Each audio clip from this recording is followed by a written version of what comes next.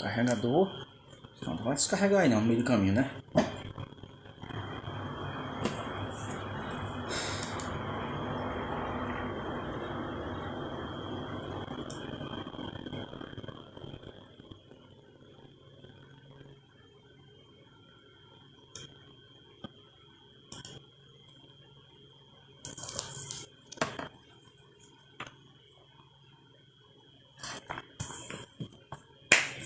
Graça e paz, gente. Boa tarde, bom dia, boa noite. Não sei que você vai ver esse vídeo, né?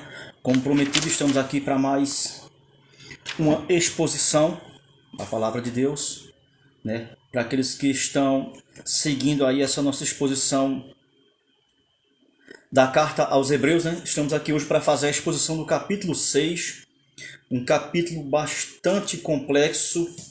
Segundo alguns comentários, ele é um dos capítulos mais difíceis de se trazer uma conclusão para uma questão crucial que tem nele no capítulo 6.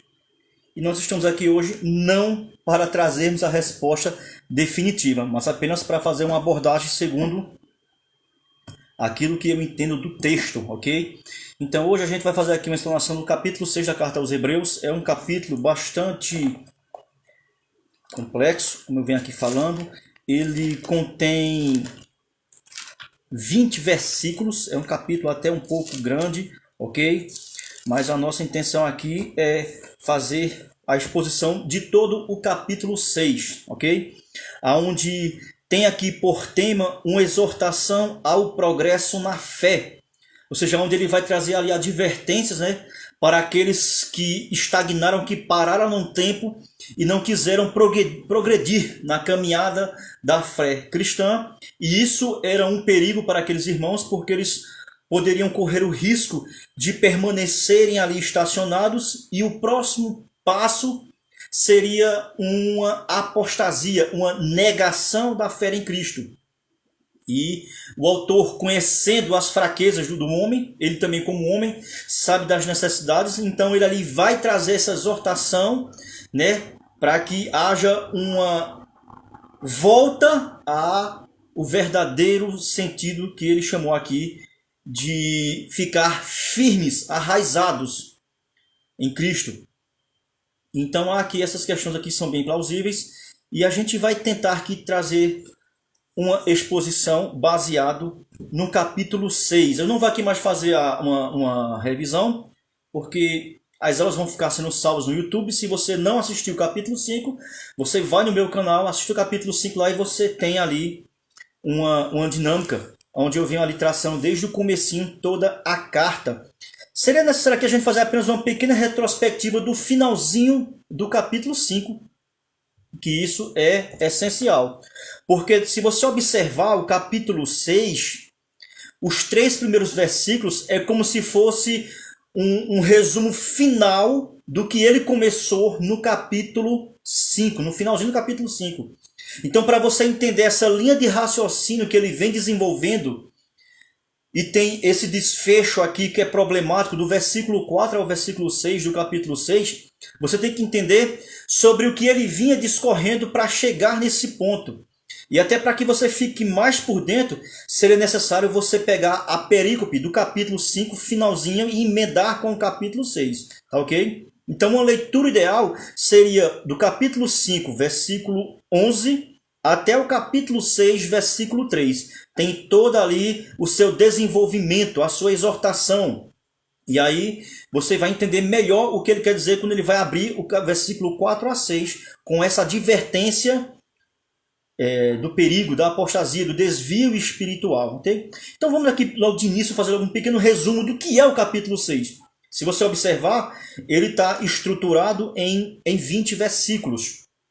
Do versículo 1 ao versículo 3, se você observar, é a continuidade, como eu venho aqui falando, né, da exortação, onde ele elabora ali uma argumentação mostrando, né, a advertência para que você se mantenha firme e no seu progresso cristão.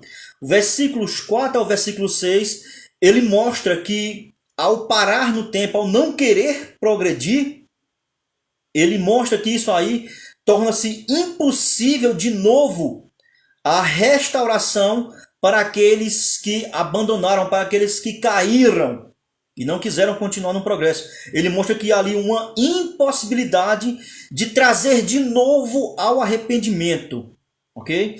Versículos 7 e o versículo 8, ele, para ilustrar essa advertência com mais clareza, ele faz uso de uma linguagem figurada, usando princípios da agricultura. Isso aqui lembra muito bem a parábola do semeador. Já de início, para você entender claramente o que ele quer dizer com sua argumentação, se faz necessário você ter um bom entendimento da parábola do semeador. Ela tem muito a ver com essa figura de linguagem que ele utiliza aqui no capítulo 6 da carta aos Hebreus. Versículos de 9 a 12 aí, ó, ele traz uma palavra de encorajamento e a continuarem firmes num propósito e num progresso do crescimento espiritual, para não se tornarem negligentes como os outros foram. E nessa perícope do versículo 9 ao versículo 12, se você observar os versículos 9 e 10, é a primeira vez na carta que aparece um elogio do autor, onde ele está ali elogiando aqueles irmãos que estão ali permanecendo firmes na mesma caminhada ali. Ele traz um elogio, mas ao mesmo tempo ele continua na sua advertência de se permanecer firme. E se você observar o capítulo, ele encerra esse capítulo aí trazendo exemplos, né, onde ele mostra a fidelidade de Deus em cumprir suas promessas. E isso ele usa a figura de uma âncora que está ali firme, e o caso de Abraão, onde teve ali a sua promessa empenhada, e mostra ali que Abraão teve êxito em receber isso porque ele usou dois artifícios que são principais para o cristianismo, que é a característica da fé e da paciência. E ele vai explicar que Abraão teve êxito porque ele usou esses dois recursos disponíveis, a fé e a questão da paciência, a longanimidade, a espera. E isso, cara, nos dias de hoje tem sido muito difícil a gente ver no nosso uso habitual na prática. Ok, irmãos? Então, se a gente observar aí, à medida que a gente vai fazendo a leitura, a gente vai trazendo aqui a pequena exposição segundo a minha capacidade de entender as Escrituras.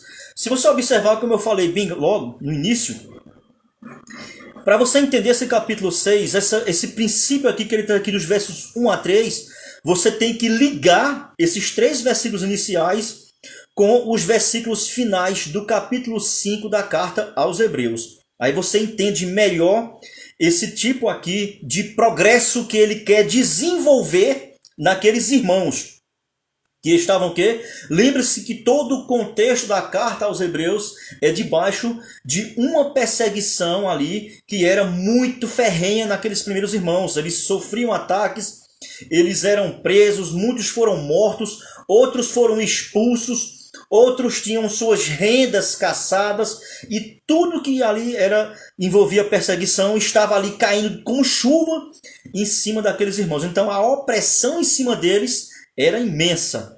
E isso aí já é um contexto onde você tem que analisar todo o que o escritor aos Hebreus ele quer trazer nessa sua dinâmica. Então, para você entender melhor o capítulo 6, a gente tem que fazer uma leitura do capítulo 5 no finalzinho. Então, no capítulo 5 da carta aos Hebreus, a partir do versículo 11 até o capítulo 6, versículo 3, o que nos diz o texto? Diz assim, ó, Hebreus capítulo 5, versículo 11. A esse respeito temos muitas coisas que dizer e que são difíceis de explicar. Ele está falando sobre o sacerdócio de Cristo, em comparação com o de Melquisedeque. Ele teria muito que explicar. E isso que eu estou aqui falando aqui, eu já expliquei na aula anterior. É apenas para a gente ler o contexto, certo? Porquanto vos tendes tornados tardios em ouvir. Não. Pois, com efeito, quando deviam ser mestres, entendendo já o tempo decorrido, tendes novamente necessidade de alguém que vos ensine de novo quais são os princípios elementares das palavras de Deus. Assim, ó, vos tornastes, tá vendo aí, ó? O que mais? Com necessitados de leite e não de alimento sólido, Todo aquele que se alimenta de leite, ele é inexperiente na palavra da justiça. O alimento sólido, porque é criança, versículo 13, no finalzinho, versículo 14, mas o alimento sólido é para os adultos, para aqueles que pela prática têm as suas faculdades exercitadas. Ele vai falar isso no capítulo 6, versículo 9, ele faz como um elogio, certo? Comparando, colocando aqui contrapartida entre um e o outro, aí ele continua. Tem suas faculdades exercitadas para discernir não somente o bem, mas também o mal. Por isso, olha agora como ele começa o versículo 6, o capítulo 6, o versículo 1. Por isso, ou seja, por essas questões que ele vinha aqui falando no capítulo 5, ó, ponde de parte, colocar de parte o quê? Ó? Os princípios elementares da doutrina de Cristo. A primeira pergunta é, o que são esses princípios elementares que ele inicia no capítulo 6? Ele já vem falando no capítulo 5, finalzinho, tá vendo aí? Ó? Deixemo-nos levar para o que é perfeito, não lançando de novo as bases do arrependimento, de obras mortas. Ele chama essa questão de obras mortas. O que ele quer dizer com obras mortas? E da fé em Deus. Ó. Versículo 2. O ensino de batismos. Se você observar, a palavra batismo aí está no plural, no capítulo 6, versículo 2. Ó. Da imposição de mãos, da ressurreição dos mortos e do juízo eterno. Isso faremos se Deus permitir. Muito interessante essa questão que ele vem trazer aqui, irmãos, no início do capítulo 6, aonde ele está aqui traçando um paralelo sobre aquilo que ele chama de rudimentos do mundo. Isso vai depender da versão que você estiver lendo. Por exemplo, na que eu li aqui na versão atualizada, Almeida atualizada, ele chama de princípios elementares. A versão NVI, ela também traduziu desta mesma maneira, princípios elementares. Por exemplo, a King James que eu tenho ali, ele coloca não princípios elementares, ele chama de ensinos básicos. Isso está ligado, irmãos, ao discipulado inicial. Não tem outra questão, é o discipulado inicial. Já a Almeida Corrigida, ela traduziu por rudimentos da doutrina de Cristo. A pergunta é, o que é que estava acontecendo com esses irmãos? O que levou eles a não progredirem na fé? Né? Segundo alguns especialistas, já tinha entrado e já estava impregnado naqueles primeiros irmãos, né, outros ensinos misturados com o gnosticismo. Muitas questões que envolvia ainda voltarem a se utilizarem dos rudimentos principais da fé judaica. Ou seja, eles estavam sendo induzidos por outros judeus a permanecerem ainda utilizando-se dos mesmos ritos que o judaísmo utilizava desde o seu princípio. E isso aí envolvia o quê? Toda aquela classe que estava ali querendo progredir, mas eles não estavam progredindo devido ao quê? A estar entrando outras questões ali, impedindo eles de seguirem nesse crescimento. E então eles viam como que se eles permanecessem ainda na mesma questão, o autor observa isso, que se eles permanecessem ainda ligados a esses mesmos rudimentos, não haveria um crescimento ali para aqueles irmãos, e eles corriam o risco de não permanecerem a isso aí, o risco de voltarem logo de uma vez por todas para o judaísmo. Ele coloca aqui uma questão que eu achei muito interessante, que ele diz que o permanecer nesses princípios elementares são obras mortas, e elas não têm mais a capacidade de produzir arrependimento, que é o que ele vai deixar claro no bloco que vai do capítulo 6, 4, no capítulo 6, do versículo 4 ao versículo 6. Ele chama de obras mortas. Ele diz que elas, por se muito fazerem, com seu tempo se entrou no desgaste. E Paulo deixa isso muito claro aí nas suas epístolas, que isso era apenas como uma sombra, não o seu alvo final.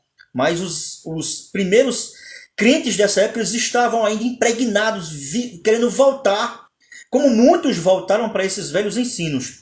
Ele chama a primeira questão de batismos, né? Ele deixa aqui em questão aqui 6 características. 2 estão ligadas aqui à questão de adoração, 2 estão ligadas a ordenanças e 2 estão ligadas a questões futuras escatológicas. Mas o que eu quero aqui frisar é o que ele deixou aqui muito interessante no versículo 2. Vale a pena a gente aqui fazer uma abordagem sobre essa questão, ó, que deixar de lado o ensino de batismos, imposição de mãos, ressurreição de mortos e o juízo eterno, que ele deixou aqui muito mais frisado do que as outras questões que ele deixou aqui no versículo 1, como a questão, né, de obras mortas e da fé em Deus. A questão aqui de batismo a gente não vai precisar se aprofundar, porque a própria Bíblia ela usa várias questões. Existem aqui vários segmentos no Antigo Testamento e no Novo Testamento o uso frequente da questão de batismo. Por exemplo, havia uma variedade de ritos ligados ao batismo naquela época. Por exemplo, em 1 Coríntios capítulo 10, Paulo fala, né, que os israelitas eles foram batizados em Moisés, na nuvem e no mar, por exemplo. O próprio Lucas, no capítulo 12, no versículo 50, fala de um certo batismo que ele haveria de experimentar. Isso se relaciona a Cristo. Por exemplo, em Atos capítulo 1, versículo 5, fala sobre o batismo com o Espírito Santo. Pedro também na sua primeira carta, lá no capítulo 3, no versículo 21, ele fala do batismo da terra pelo o dilúvio. Então o batismo era uma coisa muito já conhecida daqueles irmãos, né? E se a gente observar bem, é uma linguagem muito variada sobre a questão de batismo aqui, e que ele não quer entrar em foco sobre isso aqui, porque era uma coisa que os irmãos eles já conheciam ali, eles já estavam aptos por dentro de tudo aquilo que envolvia questões de batismo. Uma coisa que é muito interessante se você levar em consideração é aquele questionamento que Jesus levou com Nicodemos, que é para nascer de novo, né? É necessário nascer de novo pela água e pela palavra. Ali está falando sobre um tipo de batismo ali, ok? E que a gente às vezes não tem um certo entendimento, porque não foi nos ensinado dessa maneira, achando que Nicodemos não está entendendo o que Jesus está falando. Mas para bem da verdade, Nicodemos sabia muito bem do que Jesus estava ali falando ali sobre a questão de nascer da água, né? Porque os próprios judeus eles usavam o batismo na conversão de novos adeptos para o judaísmo. Então eles também passavam por um batismo. Então Nicodemos ali, né, ele sabia muito bem do que Jesus estava falando ali. Havia um tipo de batismo onde eles pegavam os gentios, né, e tornavam eles de prosélitos judaizantes. Então havia esse processo ali de batismo, e Nicodemos sabia muito bem do que Jesus está falando. Só que você, ao ler a narrativa ali, você não consegue perceber isso. Aí você tem que entrar na questão da cultura judaica, ok? Outra coisa que ele aqui também toca em questão é sobre a questão da imposição de mãos, que era uma coisa também que era muito utilizada e que, se a gente observar, havia também muitas questões que estavam ligadas à imposição de mãos, tanto no Antigo Testamento quanto no Novo Testamento, né? Por exemplo, há a imposição de mãos, né, para se ordenar a questão de diáconos, de presbíteros. Havia toda aquela ordenação para a questão do sacerdócio. Havia aquela questão também de imposição de mãos, quando o sacerdote colocava a mão sobre os animais, né, para imputar os pecados. Então é uma linguagem que era uma linguagem muito conhecida dos seus ouvintes. Ele não entra muito em questão de detalhes. Eu só estou aqui apenas mostrando, porque o contexto ele nos leva a ter esse tipo aqui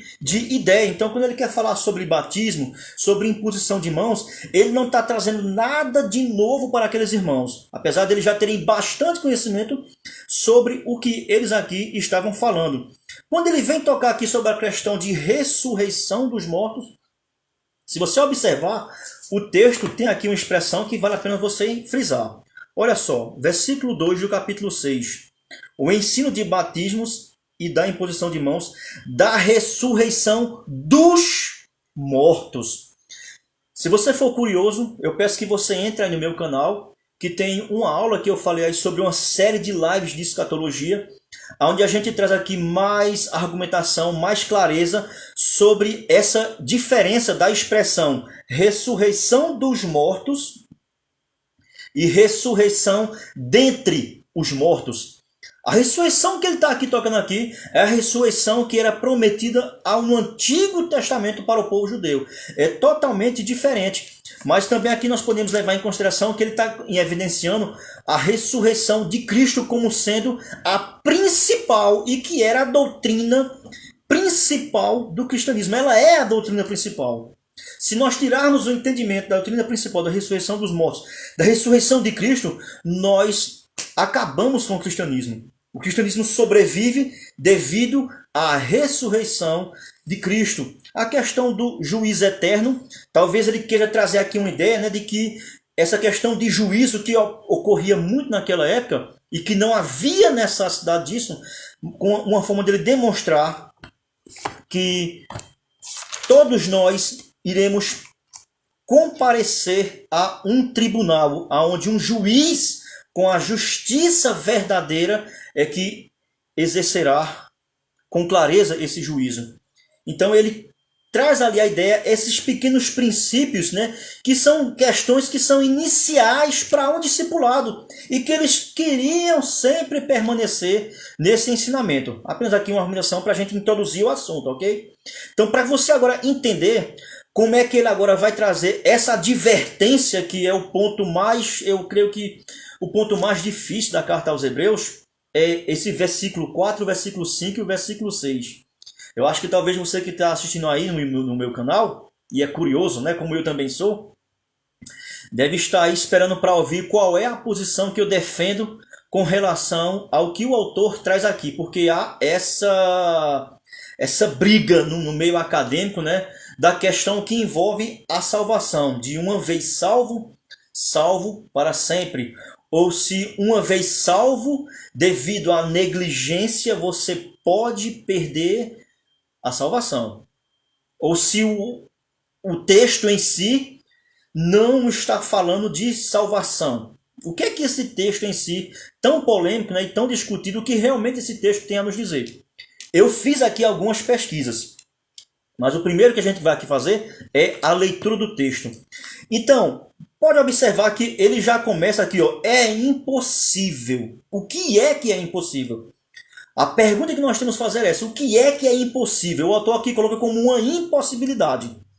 Devido à argumentação que ele elaborou no capítulo 5, versículos de 11 ao capítulo 6, versículo 3, ele trouxe um compêndio mostrando ali, né, a negligência. Então, para esses que são negligentes, o autor está sendo claro. Ele diz que é impossível. O que, ó? Pois que, ó, aqueles que uma vez foram iluminados. Quem são esses aqueles que foram iluminados? Se você observar aqui, o que vale de mais importante é você observar a forma como o texto ele é estruturado. Os verbos, as colocações. Se você observar aqui todos os verbos que aparecem nesse pequeno bloco, todos eles estão apontando para o passado. Algo que já foi. Então, por isso que ele vai dizer, é impossível, pois que aqueles que uma vez, olha o verbo, foram. E foram o quê? Iluminados. Então, ele está falando de alguém ou de pessoas que foram iluminadas. Olha, eu não vou entrar aqui em detalhe de tintim por tintim, porque senão a gente não vai terminar nunca. Ok? Mas o autor aqui ele é enfático, ele é claro. Ele diz que houve pessoas que foram iluminadas. Olha como é que está depois o verbo e provaram. Provaram, né? Está passado. Então, pessoas que tiveram uma iluminação, e essa iluminação ela foi completa porque eles provaram dessa iluminação. Ó. Ou seja, o dom celestial. Eles provaram do dom do Espírito Santo, que pode ser uma interpretação para esse dom celestial. Eles provaram. Eles foram, provaram. Então ele está aqui falando de pessoas que tiveram realmente experiências espirituais. Foram iluminadas. Eles tiveram entendimento. A palavra aqui para iluminar significa pessoas que estavam em uma posição obscura, sem poder enxergar, e agora clareou, a mente foi aberta e eles tiveram iluminação, tiveram conhecimento. E não só isso, mas progrediram, provaram do dom, o quê? Celestial. Se tornaram. Só pode se tornar quem não era. Então, se você não era algo, você passou por um processo e agora você se tornou aquilo que você não era. Então, foram, provaram, se tornaram. Então, ele está falando aqui de um grupo que ele denomina como aqueles. Então, a gente só pode ter esse entendimento, que ele está falando de um grupo de pessoas, não de um grupo, então de várias pessoas, que ele denomina, usando esse pronome, aqueles que foram, provaram e se tornaram. Olha como está a colocação, ó. Participantes do Espírito.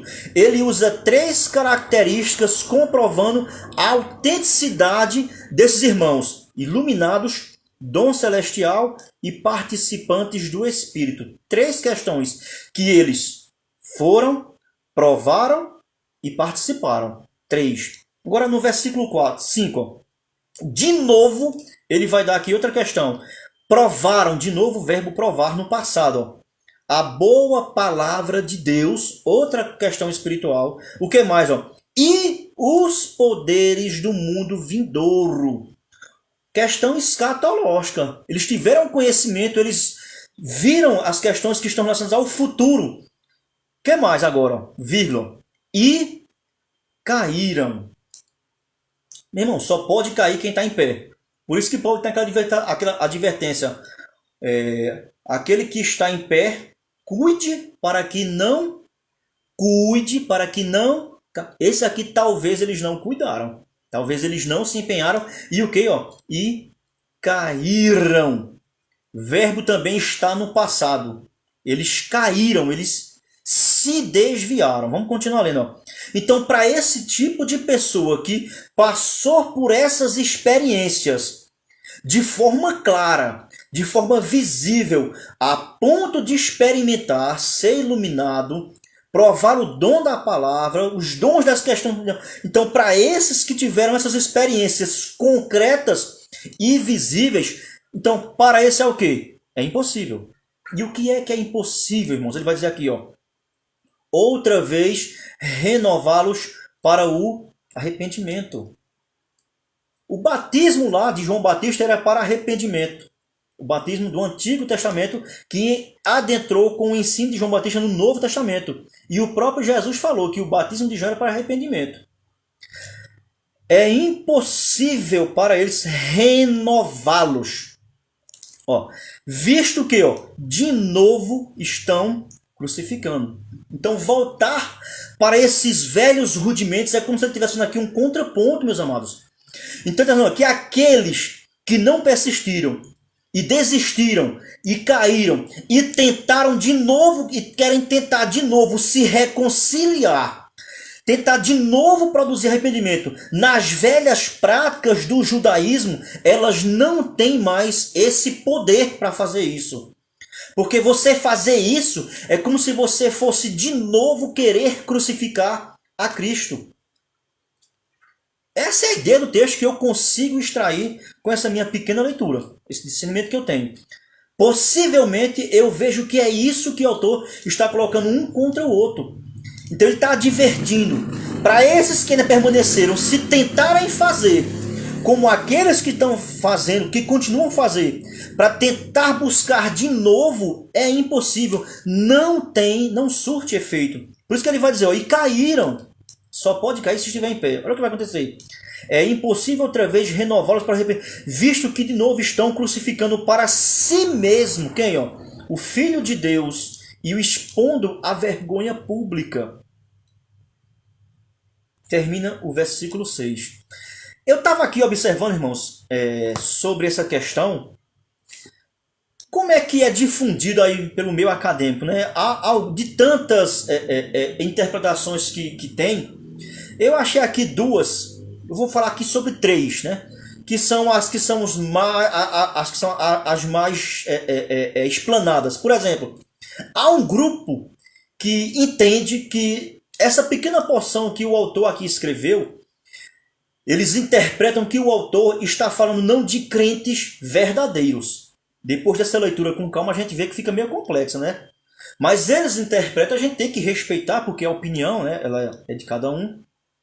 Ou seja, eles interpretam que essa porção aqui, o autor está apenas falando de crentes nominais, daqueles que são convencidos e não são convertidos. Então, essa escola interpretativa diz que o texto aqui não está falando de crentes verdadeiros que foram transformados, que foram convertidos, ok?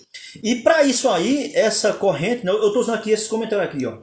Essa corrente aí, eles usam como base várias passagens que aparentam querer dizer isso. A questão é o problema aí. São versículos isolados que aparentemente nenhuma leitura superficial aparenta realmente dizer isso. Ou seja, eles alegam que o autor está se referindo a crentes nominais que ouvem a verdade e aparentam crer em Cristo, mas por fim demonstram uma superficialidade em relação a ele e renunciam publicamente. Interessante que essa colocação ela é muito plausível com os dias de hoje.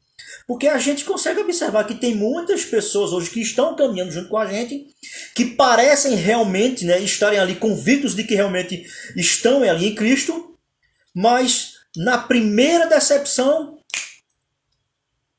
outros que vêm apenas por interesse, quando conseguem o objetivo pretendido pela qual veio, isso é normal. Isso é uma questão que a gente vê hoje todo dia acontecer, né? Que se habituou como uma normalidade. Eu falei aqui normal, mas ou seja, se habituou como uma normalidade. Mas as consequências para essa prática, elas são terríveis. Eu conheço mesmo muitos irmãos, que eu não sei nem se hoje em dia eu devo mais denominar como irmãos, porque no meu início, na minha carreira de conversão, isso há 12 anos atrás, essas pessoas que eu conheci lá, eles eram exímios pregadores, né? Demonstravam uma espiritualidade muito íntima com Deus, que eu olhava assim e ficava pensando, Deus, será que eu vou conseguir chegar a esse nível? Né? E que mostrava toda aquela pompa de espiritualidade. Hoje em dia, a cada 10 que eu conheci, hoje em dia 8 estão desviados. Superficialidade, aparentar algo que não é, ou que não era, ou que não vai ser, se não houver uma conversão verdadeira e genuína. Essa interpretação, ela até é plausível, né? Mas será que é isso mesmo que esse texto quer dizer? Bom, essa é uma interpretação que é colocada como sendo uma verdadeira relação a esse texto. Qual é a outra posição que tem? Bom, tem uma outra teoria, né? Outras pessoas interpretam como se o autor aqui ele estivesse usando uma figura de linguagem. É como se ele estivesse falando hipoteticamente. Certo? E ele tem uma finalidade, que é o quê? Que é advertir aqueles que estão tentando seguir esse caminho a não rejeitar a salvação oferecida por Deus. Então, outra categoria interpreta que esse texto, na verdade, não está falando literalmente de pessoas que se desviaram, mas ele está aqui usando apenas uma metáfora, uma linguagem hipotética para advertir aqueles que possivelmente por suas fraquezas ou por seu medo em decorrência das perseguições, eles tomassem essa atitude, falando hipoteticamente. Porém, também ao analisar todo o contexto do capítulo e a ideia elaborada pelo autor, a gente vê que essa ideia ela cai por terra, ok? Então, qual é a posição que ela é majoritária? A posição que é majoritária, querendo você discordar ou não, é aquela que interpreta que o texto realmente está falando de pessoas que tiveram uma conversão genuína, que realmente passaram por essa transformação a ponto de experimentarem, serem iluminados né? Mas por suas próprias decisões ou por sua própria acomodação, que eu esqueci aqui de marcar aqui, porque eu estava aqui, ó, vendo aqui, irmãos, aqui no comentário, ele fez aqui uma colocação que eu achei muito interessante. Interessante que eu achar aqui também, irmão, é a palavra que ele utiliza aqui para renovar. Se você observar aí, ó, no versículo 6, diz que, ó, outra vez renová-los. É a palavra aqui, ó, anakainizo, que significa restaurar.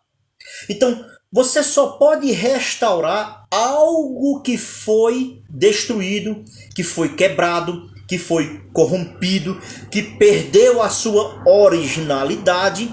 Então, é isso que ele quer dizer assim, ó, tentar restaurar através de outro processo anterior. Talvez seja essa a colocação que ele quer colocar, porque ele faz uma contrapartida com a questão que ele chama de princípios elementares no começo do capítulo e no finalzinho do capítulo 5. Eu achei aqui muito interessante.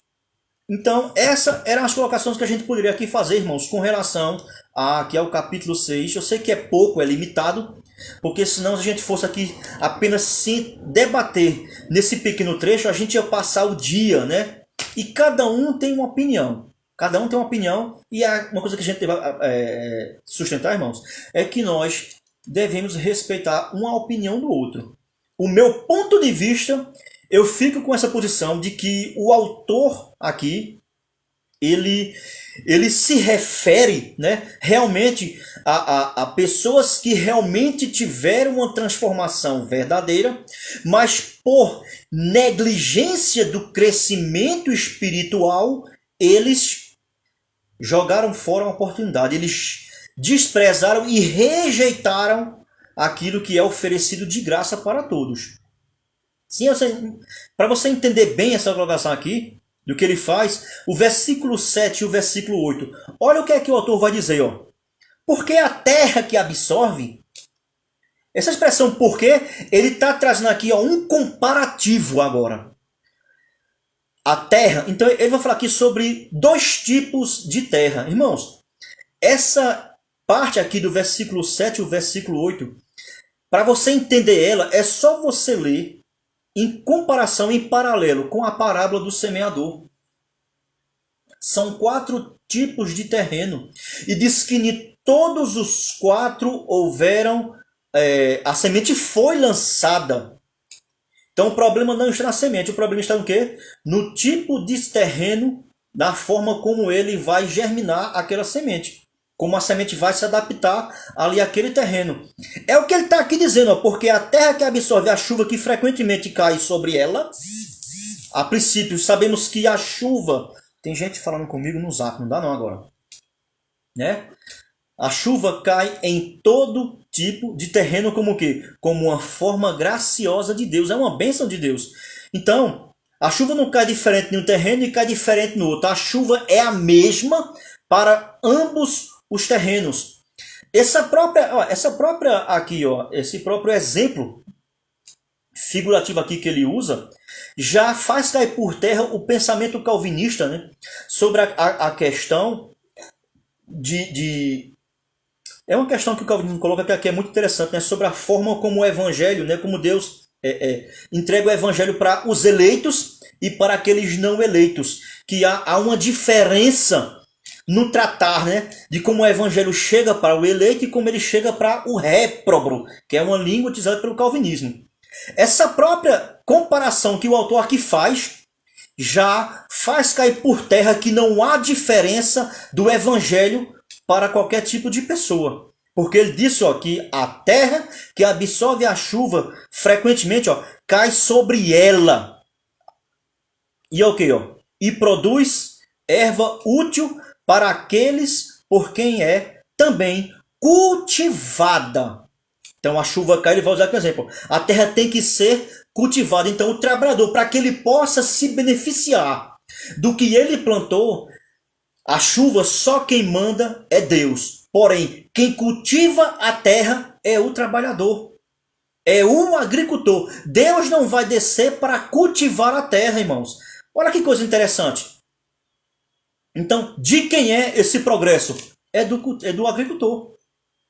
Ele manda, o agricultor não tem poder para mandar a chuva, mas ele tem a capacidade e a condição de cultivar a terra para que a chuva possa fazer o trabalho a qual ela foi enviada. Então é eu e você que temos que fazer o quê? O trabalho de cultivar a terra. Olha que coisa interessante aqui, ó.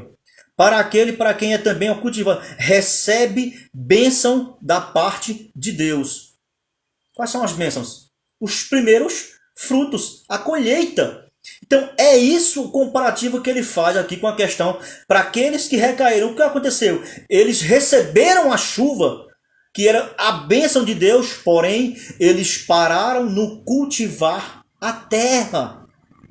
Eu vejo dessa maneira aqui, ele está colocando uma figura de linguagem ou uma ilustração para clarear o que ele falou no versículo 4, 5, 6. Mas, ó, se produz espinhos, a terra, se não houver um preparo da parte do agricultor para remanejar a terra, para vir ali com a enxada, tirar tudo que faz com que impeça com que a semente germine, que são as ervas daninhas, que ele fala isso muito bem lá na parábola do semeador, aí de quem é a culpa, irmãos? Entendeu? Você quer entender que há um processo, um progresso aí? Por exemplo, a parábola das 10 virgens, que também é muito usada. Todas as 10 tinham o quê? A lamparina acesa. Umas continuaram mais espertas e sempre tinham o quê? Reserva. As outras, o que é que tinha? As outras não se preocuparam em adquirir reserva. Qual foi o resultado? Ficaram de fora. Outra questão que é muito interessante, que você pode comparar, para você ter um discernimento aqui, que há um cuidado, que tem que ser da parte daquele pela qual recebe a chuva. Qual é? Se você observar, a parábola dos talentos. Quem foi que recebeu talentos? Todos os 3 receberam. 5, 2 e 1. Quem foi que foi cultivar os talentos? Os 2. E o outro que não cultivou, qual foi a sentença dele? Servo mau e infiel. Não houve progresso. Ele foi o quê? Negligente. A mesma linguagem que ele usa aqui para esses que estavam negligenciando o progresso cristão. Eu consigo observar dessa maneira essa porção aqui de Hebreus capítulo 6, irmãos. Versículos de 4 a 6. Eu achei muito interessante. A gente lendo, fazendo esses comparativos, a gente começa a ter mais discernimento quando a gente vai vendo aqui. Se você observar, tem uma advertência, né, que Paulo dá. Eu quero ler aqui essa advertência. Em 1 Timóteo, no capítulo 1, eu acho muito interessante e tem muito a ver com a questão do cultivo, o cuidado. Que foi uma questão de que aqueles a qual ele colocou lá no início, eles não houveram esse progresso. Olha qual foi a advertência que Paulo trouxe para Timóteo. Olha só. 1 Timóteo, capítulo 1, versículo 18 e 20, ele vai dizer, ó, este é o dever de que te encarrego, ó filho Timóteo, uma obrigação. Qual era? Segundo as profecias de que antecipadamente foste objeto, né, ó, combate firmado nelas o bom combate. Combate, progrida, não desista, persista. O que mais? Ó? Mantendo fé e a boa consciência. Porquanto alguns, olha a advertência para Timóteo, alguns, tendo rejeitado a boa consciência, rejeitaram. Esse trechinho aqui, ele deixa, né, complicado ali a questão da graça irresistível do ponto calvinista. Paulo aqui está sendo enfático com Timóteo. Timóteo, persista, combata, prossiga, siga em frente. Por quê? Porque teve uns que não seguiram. Eles rejeitaram. Como fica a graça irresistível calvinista diante dessa passagem? Vieram a naufragar na fé. Naufragaram na fé. Recaíram. É apenas uma forma diferente que o escritor aos Hebreus trouxe, mas é a mesma dinâmica que Paulo está trazendo para Timóteo. Persista, prossiga. Você pode correr o risco de se endurecer o coração. Lembra de Hebreus capítulo 3? Então há todo um cuidado, irmãos.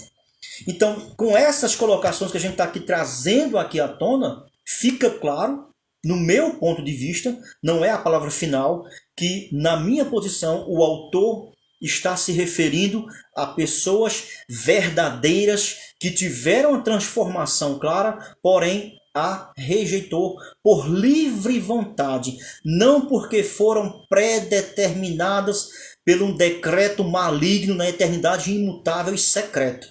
Eu não creio nisso. Isso para mim é uma posição totalmente contrária ao todo geral da Bíblia.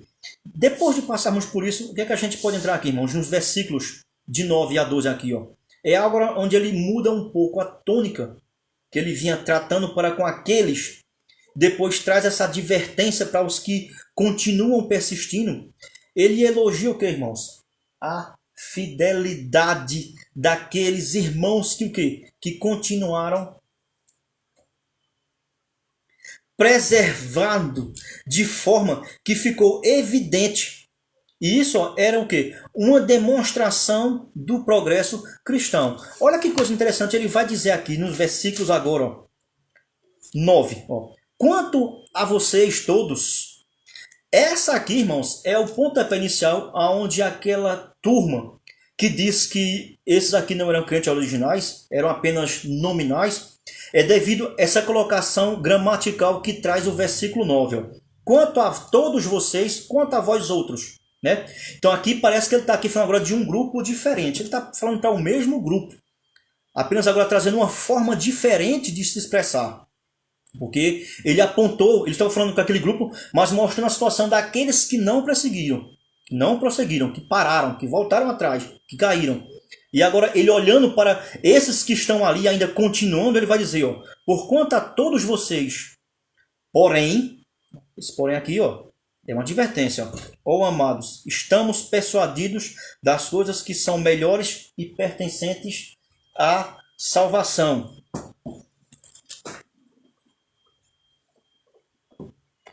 Chegou gente aqui.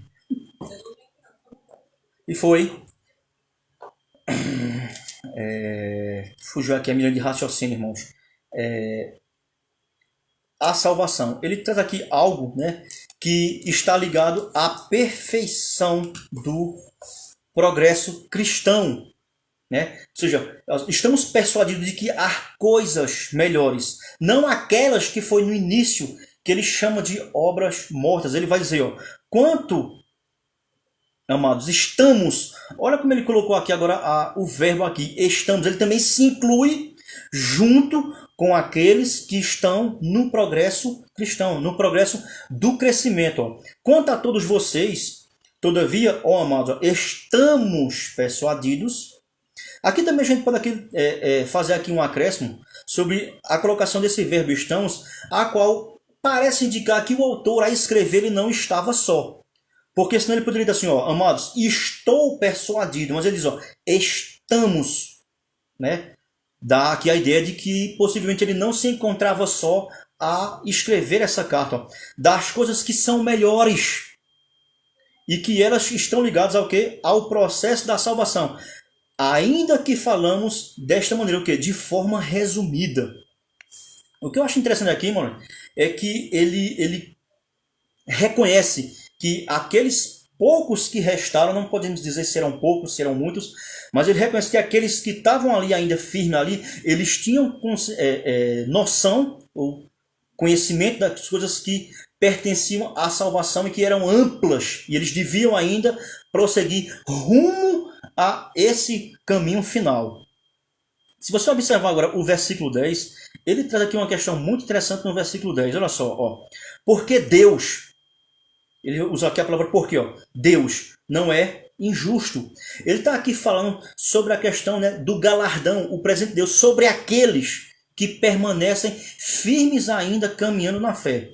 Porque Deus, ó, não é injusto para ficar esquecido do vosso trabalho e do amor que evidenciais. Para quem?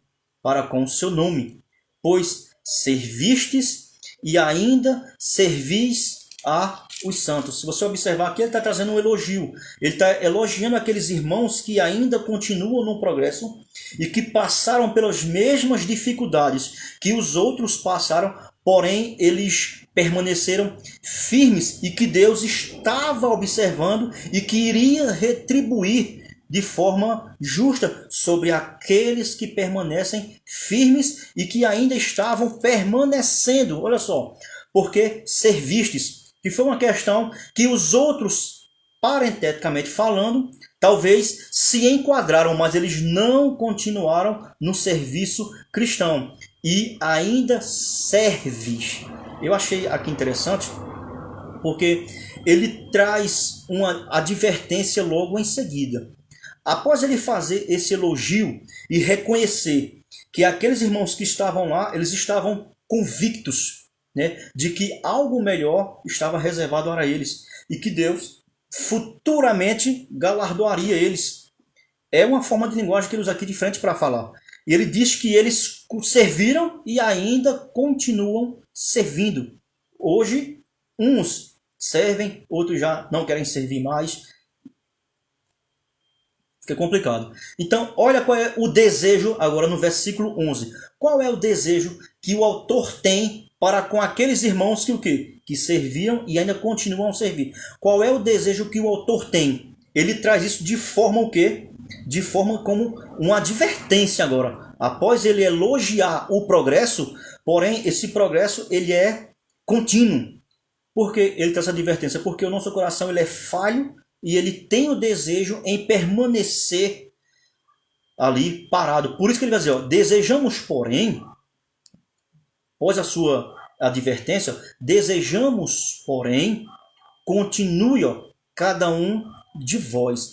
Ele agora traz do coletivo para o individual. Ele vê que há uma necessidade de que haja esse contínuo que na exortação de um para com o outro. O que pode ter levado ele a essa dedução de que eles não estavam exortando, estavam mais que divididos entre si, daí uns voltaram atrás. Então ele vê que há essa necessidade de um exortar o outro, ó, mostrando até o fim a mesma diligência da plena certeza da esperança. Essa palavra aqui, esperança aqui, ela está ligada aqui à volta de Cristo. Em outras passagens, como por exemplo em Tito, né, que ele chama de a bem-aventurada esperança, está relacionado à volta de Cristo. Então ele diz que, ó, enquanto ele não volta, e nós temos essa esperança de que ele vai voltar, qual é a nossa atitude? Exortar um ao outro para que a gente não se torne negligente como aqueles se tornaram. Ó, para que não vos torneis. Pode ver, versículo 11. Continue cada um. Versículo 12. Para que não vos torneis indolentes. Ou seja, ele reconhece que aqueles irmãos estavam suscetíveis a caírem no mesmo erro que os outros caíram. O quê? Indolência, negligente. Por isso, a exortação de que seja individual. Cada um deve encorajar, exortar, trazer ânimo um para o outro. Para o quê? Para que não caia na negligência. Você pode ver que após fazer um elogio, reconhecer que aqueles irmãos, eles estavam trabalhando, eles estavam se dedicando, mas ao mesmo tempo eles eram rodeados, né, pela questão que envolvia trazer negligência, pararem. O que a gente aqui pode destacar aqui nessa período é que ele traz aqui duas questões que eu achei muito interessantes. Primeiro, é que ele esperava que aqueles que continuassem, eles sabiam que haviam coisa, ele aguardava coisas melhores desses que estavam prosseguindo na fé. E segundo, ele reconhece que a permanência na obra era a evidência da conversão genuína. Então, uma demonstração de uma verdadeira conversão é quando há um progresso no desenvolvimento do serviço cristão. Que é isso que ele estava aqui observando nesses irmãos que estavam tendo esse progresso, porém estavam sofrendo perseguição. Corria o risco de quê? De haver um desânimo, né, e de querer voltarem atrás, até mesmo por persuasão de outras ideias que permeavam ali a igreja, aqueles irmãos do primeiro século. Porém, agora ele vai trazer uma questão que eu acho muito interessante como a gente observou bem, versículo 9 e 10, ele reconhece que era uma conversão autêntica. Versículo 11 e 12, ele traz uma advertência para que eles permaneçam. E se você observar muito bem, o versículo 12, olha como é que ele termina o versículo 12. Ó. Para que não vos torneis indolentes, mas, o que? Imitadores. Ou você escolhe ser uma coisa, ou você escolhe ser outra. Agora ele pede para que você escolha o quê? Imitadores daqueles que, pela fé, quem são esses daqueles? E pela longanimidade, herdam as promessas. Se você observar aqui, esse versículo 12 parece, na mente do autor aqui, um resumo do capítulo 11 dos heróis da fé. Ele pede para que eles imitem. Se você observar, essa é uma linguagem muito clara no capítulo 11 da carta aos Hebreus. Se você observar que parece que ele faz um resumo geral de dois princípios que permeia todo o capítulo 11 da carta aos Hebreus, que é a questão da fé e a questão da longanimidade. Ele utiliza esses dois requisitos para trazer ânimo e encorajar aqueles irmãos que estavam arrodeados de perseguição. E agora, para trazer mais encorajamento, ele, para encerrar essa sua argumentação com relação ao progresso cristão e que eles não deviam voltar atrás, não deviam se desviar, ele traz aqui uma questão que é muito interessante, que é a imutabilidade, onde ele desenvolve aqui sobre a questão da promessa de Deus que foi deixada para eles. E para todos aqueles que usam o quê? Esses dois artifícios, que é o artifício da fé e da longanimidade. E ele, para ilustrar e para deixar claro para aqueles irmãos, ele usa o quê? Ele usa a figura de Abraão aqui, ó. E talvez a gente poderia aqui tirar uma conclusão de que o foco principal que era mostrar a imutabilidade das promessas de Deus de acordo com a sua palavra. Outro objetivo que nós podemos aqui também tirar era mostrar aqui, ó, que aquelas perseguições não eram sinal de que as promessas haviam falhado, porque rondava essa falsa ideia de que as promessas não vão se cumprir. Olha o que está acontecendo ao nosso redor. Então eles eram rodeados dessas falácias, dessas mentiras, que era permeada pelos que não queriam aceitar a ideia, né, do cristianismo. Então, se você observar o que é que está em foco aqui no bloco de 13 a 20, primeiro foco aqui é mostrar que as promessas, elas são imutáveis. E por que elas são imutáveis? Porque a própria palavra de Deus, o próprio ser de Deus é que estava em jogo. Segundo, que a fé de Abraão em crer. Você pode ver que a promessa foi feita a Abraão. E ele teve êxito por quê? Porque ele creu. E a prova é o quê? Que ele foi longânimo em esperar com que essa promessa se cumprisse. Então, o que é que a gente pode observar no versículo 13? A promessa a Abraão e o juramento. Olha o que ele vai dizer, ó. Pois, quando Deus fez esta promessa, você pode observar que ele não vem falando no capítulo 6 em momento algum sobre questão de uma promessa que está empenhado. Mas veja que ele já falou sobre essa promessa lá desde o capítulo 3 e capítulo 4. Sobre, relacionado ao quê? Ao descanso, a firmeza e ao quê? O que está em jogo é o sacerdócio de Cristo, aquele que está intercedendo junto ao Pai por eles. Pois quando Deus fez a promessa a Abraão, visto que não tinha ninguém superior por quem jurar, jurou por si mesmo.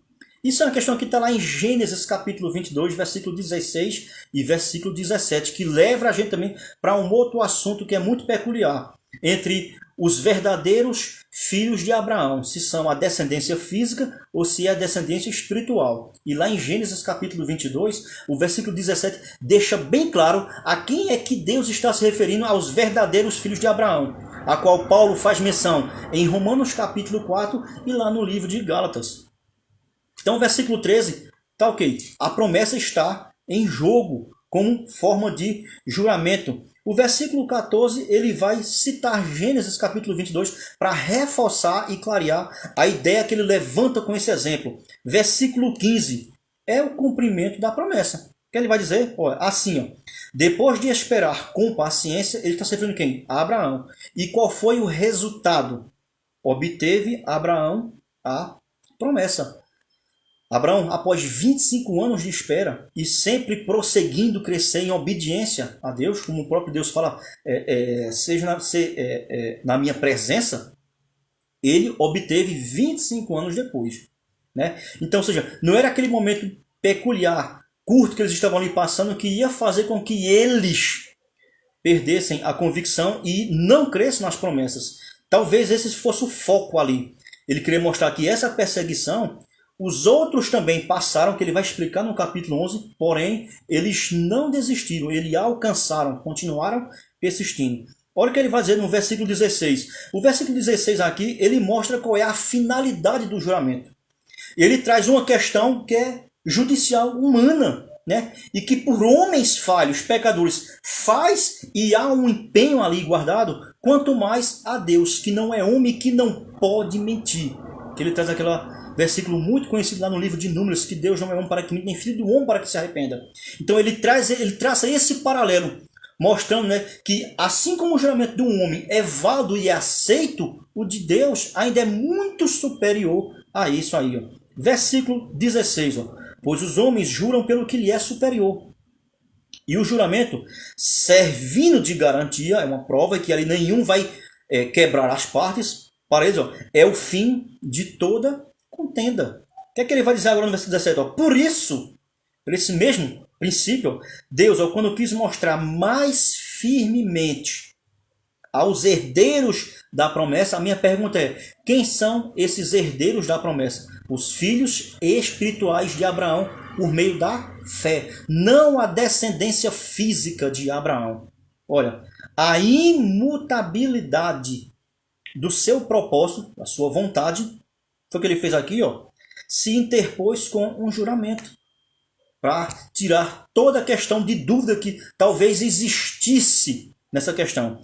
Por isso que no versículo 18 ele mostra que essa promessa, ele traz essa promessa como uma forma de quê? De nos fortalecer, né? Que traz alento, né, da promessa, e ao mesmo tempo para que a gente possa se agarrar com firmeza. Por quê? Porque a promessa ainda estava de pé. Ele usa a figura de uma âncora. Assim como a âncora pequena segura todo um navio gigante, ela é firme. Do mesmo jeito, essa imutabilidade, a palavra de Deus como empenhada, ela não pode mudar. Ele vai dizer, versículo 17, ó, para aqui, ó, mediante duas coisas imutáveis, que é o quê? A sua promessa e a sua palavra não pode. Olha só.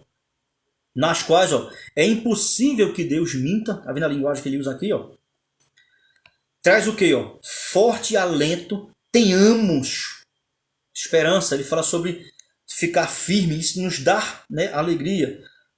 Ó, versículo 18, ó, temos que nos, ó, traz alento, tenhamos nós que já, ó, corremos para o refúgio a fim de lançar mão da esperança proposta.